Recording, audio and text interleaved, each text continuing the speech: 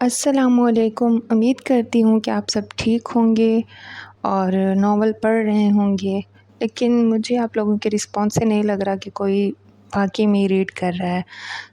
مجھے یہ فیل ہوا ہے کہ آپ لوگ وہ ناولس کو پسند نہیں کر رہے ہیں جو کہ سبھی یوٹیوب چینل پہ سب سے وائرل اور سب سے ٹاپ پہ جا رہے ہیں، یہ دونوں ہی ناول جو میں نے پوسٹ کیے ہیں، لیکن مجھے نہیں لگتا آپ کے رسپانس سے کہ آپ لوگوں کو پسند آ رہا ہے۔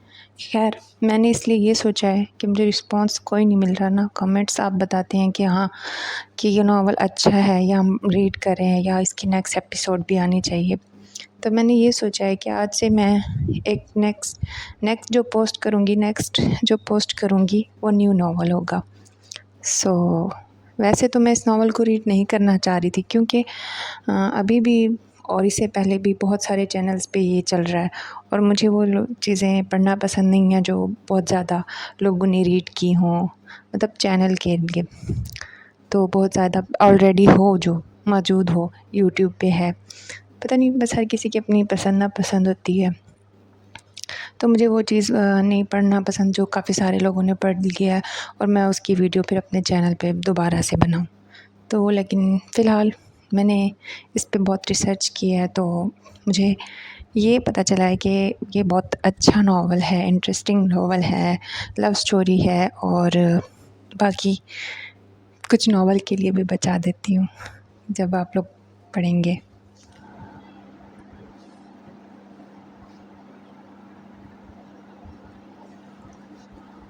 وہ ہاتھ میں بوکے پکڑے اجنبی چہروں کے درمیان کسی شناسا چہرے کو ڈھونڈ رہی تھی کہ کسی نے اس کا نام پکارا، تانیہ!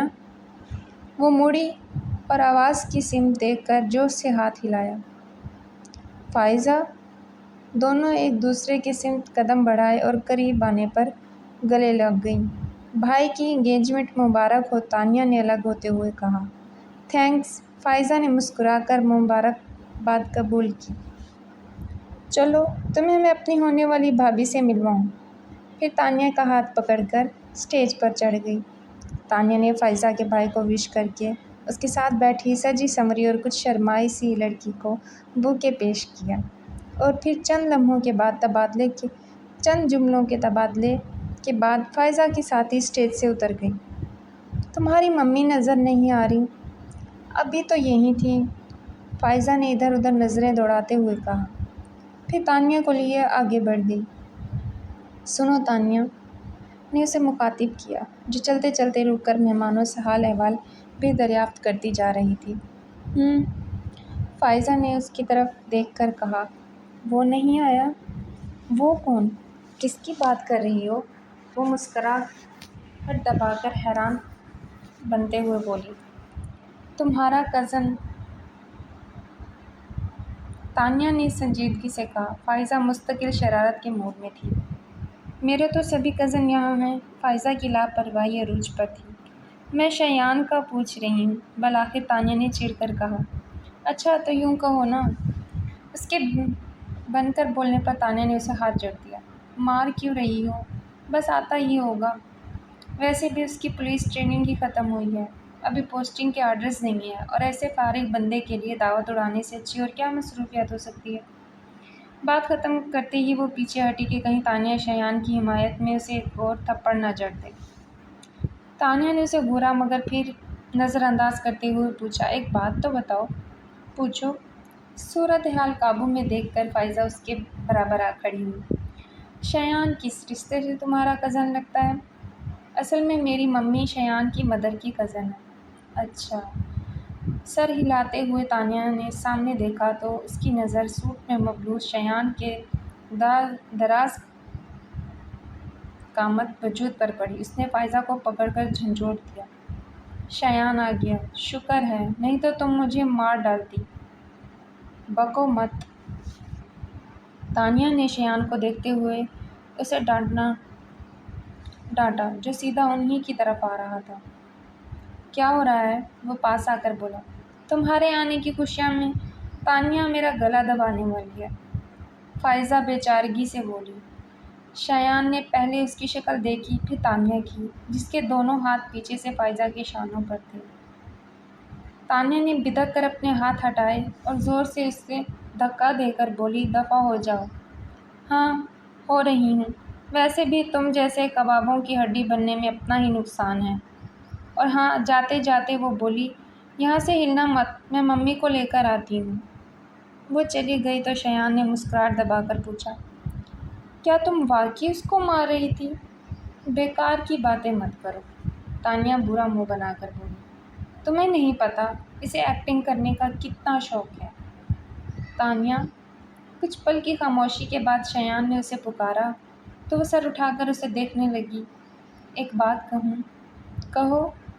شولڈر کٹ بالوں کو چہرے سے ہٹا کر وہ سنجیدگی سے اس کی طرف متوجہ ہو کر بولی تو وہ دھیرے سے مسکرا کر بولا، پہلی بار تمہیں یوں سجے سنورے روپ میں دیکھ رہا ہوں، اچھی لگ رہی ہو۔ وہ پزل ہو گئی۔ واقعی وہ بہت سادہ سے حلیے میں رہا کرتی تھی، اپنی طرف سے خاصی لاپرواہ، لیکن آج خلاف معمول ہلکی ایمبرائڈری کے شفون کی شلوار قمیص میں دوپٹہ کندھوں پر ڈالے ہلکے میک اپ کے ساتھ میچنگ جویلری پہنے کافی مختلف لگ رہی تھی۔ اور تو اور آج بال بھی بینڈ کی قید سے آزاد شانوں پر لہرا رہے تھے۔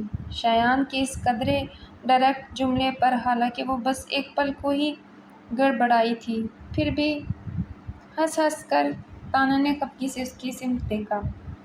لیکن یہی کہنا تھا؟ کیا یہی کہنا تھا؟ وہ فوراً بولی، نہیں، کہنا تو کچھ اور ہے، پر سوچا تمہاری تھوڑی سی تعریف کر دوں، سنا ہے لڑکیوں کو اپنی تعریف بہت اچھی لگتی ہے، پھر ان سے جو بھی کہا جائے وہ فوراً مان جاتی ہیں۔ تم کیا منوانا چاہتے ہو؟ شایان کی بات سے قیاس لگا کر اس نے آئی برو جھکا کر پوچھا۔ کچھ بھی کہنے سے پہلے وہ کچھ پل چپ رہا، جیسے الفاظ ترتیب دے رہا ہو، پھر دھیرے دھیرے بولنے لگا، تانیہ، میں نہیں جانتا میں نے کب اس طرح سے سوچنا شروع کیا، مگر یہ بات میرے دل میں بہت عرصے سے تھی، بس کبھی کہا نہیں۔ سوچا مناسب وقت آنے پر تم سے کہوں گا۔ کچھ لمحے خاموشی سے سرک گئے۔ وقت پتہ نہیں مناسب ہے یا نہیں، مگر میں اب اور انتظار نہیں کر سکتا۔ اپنی بات کے آخر میں اس نے تانیہ کی طرف دیکھا، جو یکٹک اسے دیکھ رہی تھی۔ شایان کا گمگین لہجہ، سحرزدہ الفاظ اور آنکھوں کا والہانہ پن، تانیہ کو لگا شایان آج وہ سب کہہ دے گا جسے سننے کی وہ خواہش 3 سال سے اس کے دل میں تھی۔ تانیہ، میں تم سے ایکسکیوز می پلیز۔ فائزہ کی تیز آواز سے تسلسل ٹوٹ گیا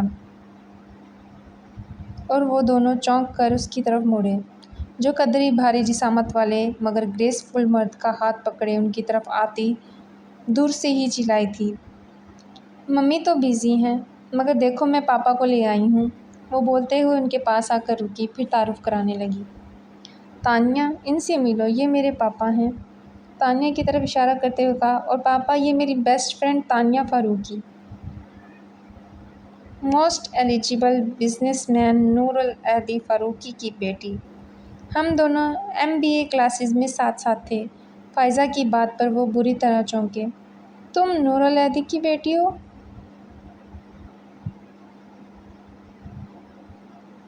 جی، ایک مشہور شخصیت تھے، اور اکثر ثانیہ کے بتانے پر ان کے حوالے پر لوگ چونک کر یہ سوال کرتے تھے، اس لیے تانیہ نے کچھ خاص نوٹس نہ لیا۔ کیا آپ میرے پاپا کو جانتے ہیں؟ انہیں کون نہیں جانتا، اب وہ سنبھل کر بول رہے تھے۔ He is the leading industrialist of the country of last week business magazine میں جو ان کا انٹرویو چھپا تھا کمال کا تھا، وہ بہت سے لوگوں کے لیے انسپریشن تھی۔ اینی وے، MBA تو کمپلیٹ ہو گیا، اب کیا کر رہی ہو؟ اپنے پاپا کی تعریف پر اسے فطری طور پر خوشی ہو رہی تھی۔ ان کی بات کے جواب میں وہ مسکرا کر بولی، پاپا کا آفس جوائن کر لیا ہے۔ گڈ، وہ خوش دلی سے بولے، اوکے بیٹا، مجھے کچھ اور مہمانوں کو بھی وقت دینا ہے، تم لوگ انجوائے کرو۔ وہ ناقابل فہم انداز میں مسکراتے ہوئے چلے گئے تو تانیہ کو یکدم سے شایان کا خیال آیا۔ وہ پلٹی مگر وہاں کوئی نہیں تھا۔ اس نے تیزی سے نظریں دوڑائی مگر شایان کہیں نظر نہیں آیا۔ کیا بات ہے؟ فائزہ نے اسے کچھ ڈھونڈتے پا کر پوچھا۔ شایان ابھی تو یہیں تھا، کہاں چلا گیا؟ ارے ہاں، یہ اچانک کہاں غائب ہو گیا؟ تانیہ اس کی بات کو انسنا کرتے ہوئے شایان کی تلاش میں گیٹ تک آئی تو اس نے شایان کو ہال سے باہر جاتے دیکھا۔ شایان، بات سنو، وہ بے ساختہ پکاری مگر شایان نے جیسے سنا ہی نہ ہو اور باہر نکلتا چلا گیا۔ تانیہ اس کے پیچھے لپکی مگر جب وہ باہر آئی شایان اپنی بائک پر بیٹھ کر جا چکا تھا۔ اس خیال نے تانیہ کو آزردہ کر دیا کہ وہ کچھ کہے بغیر ہی چلا گیا تھا۔ وہ کتنی ہی دیر اندھیرے میں بے حس و حرکت کھڑی رہی۔ وہ کب سے شایان کے موبائل پر کال کرنے کی کوشش کر رہی تھی مگر دوسری طرف فون بند تھا۔ آ جاؤ، دروازے پر دستک کی آواز سن کر اس نے بلند آواز میں بیزاری سے کہا اور پھر سے موبائل پر نمبر ملایا۔ جی ماما۔ دروازہ کھول کر اپنی ماما کو اندر آتے دیکھ کر اس نے موبائل نیچے کر دیا۔ دوبارہ ختیجہ کو تمہیں بلانے کے لیے بھیج چکی ہوں، آخر کھانا تو کھا لو تانیہ۔ انہوں نے اسے سرزنش کی۔ آپ چلیں، بس میں تھوڑی دیر میں آتی ہوں۔ وہ ضد ہو رہی تھی، آخر شایان نے موبائل کیوں آف کیا تھا؟ جب سے آفس سے آئی ہو فون سے چپک کر بیٹھی ہو، آخر کس کو فون کر رہی ہو؟ ایک دوست کو، جس ایڈیٹ نے پرسوں سے اپنا موبائل بند رکھا ہوا ہے، اور میں اس سے بھی بڑی ایڈیٹ ہوں جو بار بار اسی نمبر پر ٹرائی کر رہی ہوں۔ موبائل سے نظر ہٹائے بغیر تانیہ نے کہا اور دوبارہ نمبر ڈائل کرنے لگی تو ماما نے آگے بڑھ کر موبائل اس کے ہاتھ سے لے کر سائڈ ٹیبل پر رکھ دیا۔ فون بعد میں بھی ہو سکتا ہے، اب چلو، تمہارے پاپا انتظار کر رہے ہیں۔ پاپا آ گئے؟ وہ گود میں رکھا تکیہ بیڈ پر رکھ کر اٹھ گئی۔ ہاں، اور تم 5 منٹ میں نیچے آ جاؤ ورنہ میں تمہارے پاپا کو بھیجتی ہوں، وہ دھمکی آمیز انداز میں کہہ کر کمرے سے چلی گئی تو ثانیہ نے فٹافٹ منہ ہاتھ دھوئے اور بال کلپ میں جکڑ کر نیچے ڈائننگ روم میں آ گئی اور کرسی گھسیٹ کر بیٹھتے ہوئے نور الہادی سے کہا، کیا بات ہے پاپا، آج آپ نے 9 بجے ہی گھر پر نظر آ رہے ہیں؟ بس بیٹا، گھڑی نے دھوکہ دے دیا، ورنہ میں تو 12 بجے کے بعد ہی گھر آیا تھا، شاید اٹک گئی ہے۔ تانیہ نے شرارتی انداز میں پوچھنے پر وہ سنجیدگی سے بولتے ہوئے آخر میں یوں انگلی سے کلائی پر بندھی گھڑی کو ٹھونکنے لگے جیسے گھڑی واقعی اٹک گئی ہو۔ مریم ان کے مذاق کو سمجھ کر خفگی سے بولی، کیوں، 12 بجے سے پہلے گھر آنے پر پابندی ہے؟ مزے سے ہنستی تانیہ نے ایک دم منہ پر ہاتھ رکھ کر ہنسی روکی اور اپنے پاپا کی طرف دیکھنے لگی جو پہلے ہی سنجیدگی سے بولے، نہیں، لیکن پابندی تو 12 بجے کے بعد آنے پر بھی نہیں ہے۔ مریم سلگ کر زور سے بولی، بہادر، پانی ابھی تک ٹیبل پر نہیں پہنچا۔ بس پاپا، خیریت اسی میں ہے کہ چپ کر کے کھانا کھا لیں ورنہ آپ کو مما سے زبردست ڈانٹ پڑ سکتی ہے۔ مشورہ تو بہت اچھا ہے تانیہ، پر بات یہ ہے کہ تمہاری ماما کو مجھے ڈانٹنا پسند ہے اور مجھے ان کی ڈانٹ سننا۔ نور الہادی، کھانا ٹھنڈا ہو رہا ہے۔ ان کے ٹوکنے پر انہوں نے فرمانبرداری سے سامنے رکھی پلیٹ میں سالن ڈالا اور چپاتیوں کے لیے ہاتھ بڑھایا۔ تمہارے صاحبزادے نظر نہیں آ رہے، کہاں ہیں؟ وہاں، مریم نے سامنے ٹی وی کی طرف اشارہ کیا جس پر پاکستان انڈیا کا کرکٹ میچ لائیو ٹیلی کاسٹ ہو رہا تھا۔ دونوں نے ٹی وی کی طرف دیکھا اور تانیہ حیرت سے بولی، ٹی وی میں؟ ٹی وی میں نہیں، اسٹیڈیم میں، دوستوں کے ساتھ میچ دیکھنے گئے ہیں۔ وہ تانیہ کی پلیٹ میں سالن ڈالنے لگی، جب تک خالی تھی۔ دادا جان بھی ساتھ گئے ہیں، وہ اپنے کمرے میں ہیں، آج پھر ڈپریشن کا دورہ پڑا ہے، صبح سے دروازہ بند کر کے بیٹھے ہیں، کتنی بار ان کا دروازہ بجا چکی ہوں مگر وہ کوئی جواب ہی نہیں دے رہے۔ دادا جان کے اس طرز عمل کے سبھی عادی تھے۔ نور الہادی کسی کے تاثر کے بغیر کھانا کھا رہے تھے لیکن تانیہ نے سامنے رکھے کھانے کو ہاتھ بھی نہیں لگایا۔ پتہ نہیں دادا جان کو ایک دم سے کیا ہو جاتا ہے، کیوں خود کو کمرے میں بند کر لیتے ہیں؟ پھر اگلے کئی دنوں تک انہیں کسی چیز کا ہوش نہیں رہتا۔ پاپا، آپ کو پتہ ہے دادا جان ایسا کیوں کرتے ہیں؟ تانیہ افسردگی سے اپنے پاپا سے پوچھنے لگی۔ کھانا کھاتے ہوئے ایک پل نور الہادی کا ہاتھ رکا، پھر تلخی سے بولی، ہوں گے عمر رفتہ کے کچھ زخم جو بے کل کرتے ہوں گے۔ اس عمر میں یوں بھی آدمی کے پاس پچھتانے کے لیے بہت کچھ ہوتا ہے۔ تانیہ کو ان کا انداز اور بات دونوں ناگوار گزرے۔ وہ اپنی جگہ سے اٹھ کھڑی ہوئی۔ میں دادا جان کو لے کر آتی ہوں، انہوں نے صبح سے کچھ نہیں کھایا ہوگا۔ پھر کسی کی طرف دیکھے بغیر وہاں سے چلی گئی۔ لاؤنج میں دائیں اور بائیں دونوں طرف سیڑھیاں تھیں۔ دائیں طرف کی سیڑھیاں اوپر منزل کے کوریڈور سے جڑی تھیں، جبکہ بائیں جانب کی بیسمنٹ کی انہیں سیڑھیوں کی ایک جانب اظہر فاروقی کا کمرہ تھا۔ تانیہ کی کئی بار دستکوں کے بعد اندر سے کوئی جواب نہ آیا۔ دروازہ کھولیے دادا جان، مگر اندر خاموشی کا راج تھا۔ میں آپ کو لینے آئی ہوں اور لیے بغیر نہیں جاؤں گی۔ ٹھیک ہے، آپ کو دروازہ نہیں کھولنا تو نہ کھولیں، میں بھی یہیں دروازے کے پاس بیٹھی رہوں گی۔ اور پھر وہ دروازے کے پاس دیوار سے ٹیک لگا کر بیٹھ گئی۔ اگلے کچھ اور پلوں کی خاموشی کے بعد ہلکی سی کلک کی آواز کے ساتھ دروازہ کھل گیا۔ تانیہ نے سر اٹھا کر دیکھا تو اظہر فاروقی ذرا سا دروازہ کھول کر چہرہ باہر نکالے اسے دیکھ رہے تھے۔ اندر آ جاؤ، اتنا کہہ کے وہ دروازہ کھلا چھوڑ کر واپس مڑ گئے۔ تانیہ اندر چلی گئی۔ بیٹھو، انہوں نے تانیہ سے بیٹھنے کو کہا تو اس کو محسوس ہوا جیسے ان کی آواز رندھی ہوئی ہے۔ ان کے چہرے پر آنسوؤں کے نشان تھے، آنکھیں جھکا رکھی تھیں۔ تانیہ کو اندازہ تھا کہ وہ سرخ ہو رہی ہوں گی۔ ہر بار کی قید تنہائی کے بعد ان کی حالت ایسے ہی گڑگڑ ہوا کرتی تھی۔ وہ ریٹائرڈ کرنل تھے اور ان کی بار روب شخصیت سے جاں پسندی ٹپکتی تھی۔ 77 برس کی عمر میں بھی ان کی صحت قابل رشک تھی۔ کچھ سالوں سے بلڈ پریشر کے مسئلے کے سوا ان کو کوئی پریشانی نہیں ہے۔ البتہ عمر کی زیادتی کی وجہ سے ان کی شانے قدرے جھک گئے تھے، مگر ان کی روب، دبدبے اور شخصیت سے یکسر مختلف تانیہ نے ہمیشہ انہیں نرم مزاج ہی پایا۔ ان کی کڑکڑاتی آواز تانیہ نے سرگوشیوں جیسی دھیمی ہی سنی تھی۔ گو ملال کی ایک مستقل کیفیت ان کے سرخ و سفید چہرے کو مکین تھی۔ پھر بھی تانیہ کو وہ چٹان کی طرح مضبوط لگا کرتے تھے، مگر اس وقت وہ بے حد کمزور اور شکستہ ہاتھ دکھائی دے رہے تھے۔ تانیہ بیڈ کے کونے پر ٹک گئی۔ وہ آہستہ سے چلتے آتش دان کے پاس کرسی کے ساتھ رکھی تپائی تک آئے، اس پر کھلی پڑی ریڈ کور کی ڈائری اٹھائی اور اسی طرح چلتے اسٹڈی ٹیبل تک آ گئے۔ ڈائری کو دراز میں رکھ کر لاک کیا اور چابی ہاتھ میں لے لی۔ پھر تانیہ کو مخاطب کیے بغیر کہا، میں فریش ہو کر آتا ہوں، اور باتھ روم میں چلے گئے۔ تانیہ نے غیر دلچسپی سے یہاں وہاں سر گھمایا، پھر تھوڑی نیچے ہاتھ رکھ کر آتش دان کے اوپر لگی تصویر کو دیکھنے لگی۔ کچھ ہی دیر میں اظہر فاروقی کمرے میں آ گئے۔ آؤ چلیں، ساتھ دونوں کو ڈائننگ روم کے دروازے سے آتا دیکھ کر نور الہادی کا منہ کی طرف جاتا ہاتھ وہیں رک گیا۔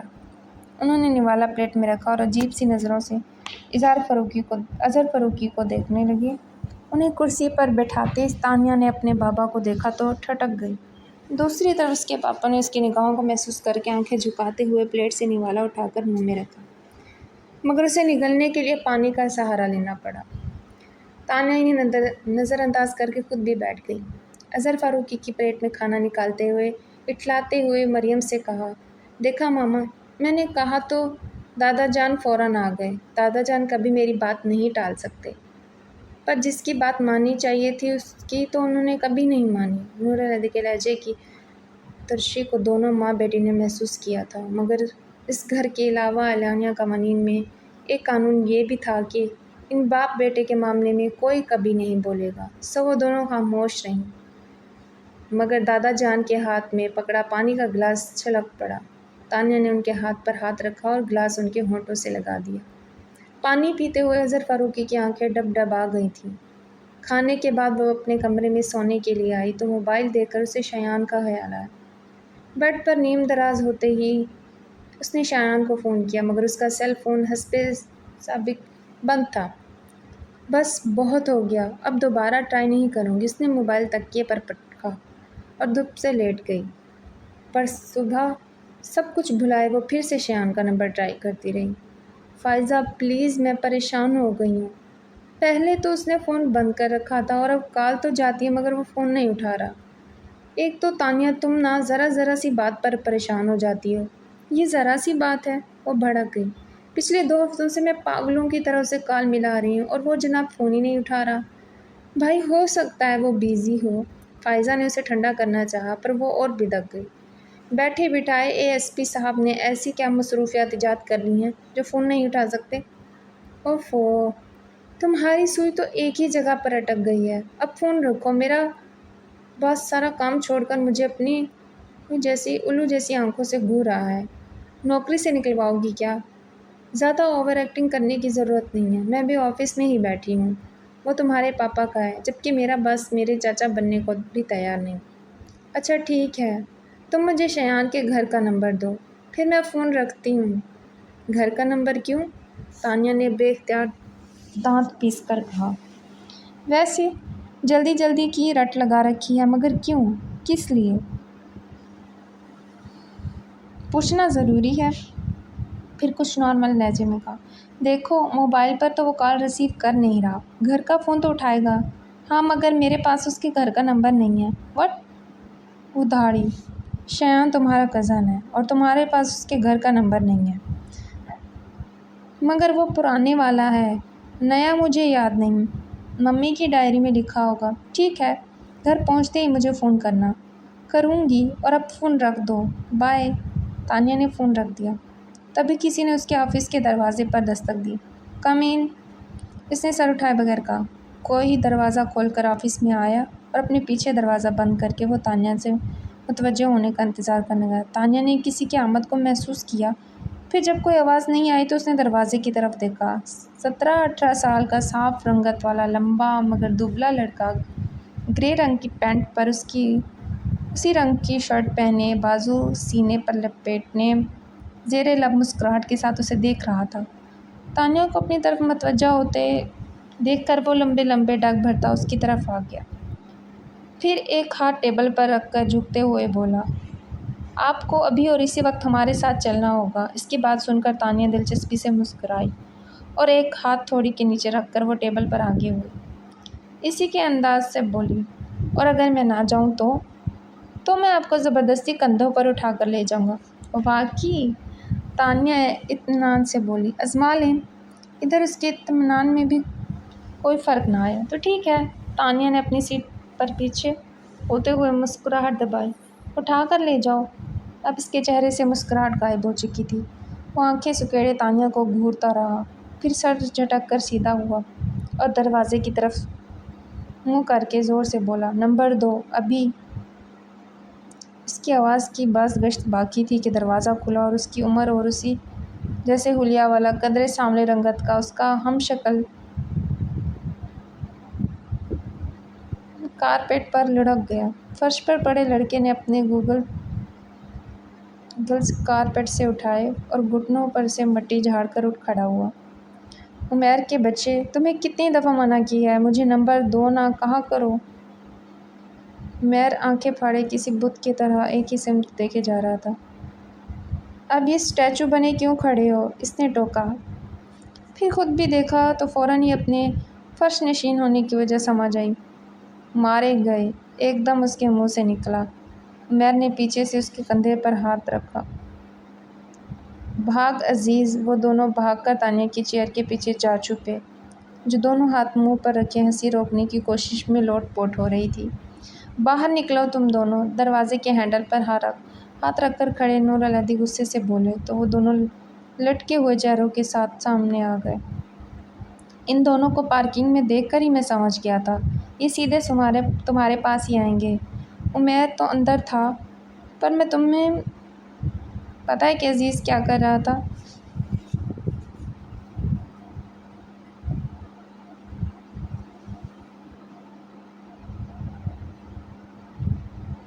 یہ صاحبزادے گھٹنوں کے بل بیٹھ کے اول سے تمہارے کمرے میں جھانک رہے تھے۔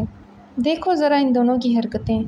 تانیہ کو پتہ تھا کہ ان کا غصہ مصنوعی ہے، مگر اپنے بھائیوں کے اترے چہرے دیکھ کر بولی، جانے دیں پاپا، بچے ہیں، مگر بیٹیوں کی ردی ہوتی حالت انہیں اتنا مذکور کر رہی تھی کہ وہ مزید کھنچائی کرنے کے انداز میں بولے، پہلے پوچھو ان سے یہ دونوں یہاں کیا کارنامہ کرنے آئے ہیں؟ عزیز جلدی سے بولا، ہم کارنامہ کرنے نہیں آئے پاپا، ہم تو آپ ہی سے ملنے آئے تھے، صبح ناشتے پر ان سے ملاقات ہی نہیں ہوئی۔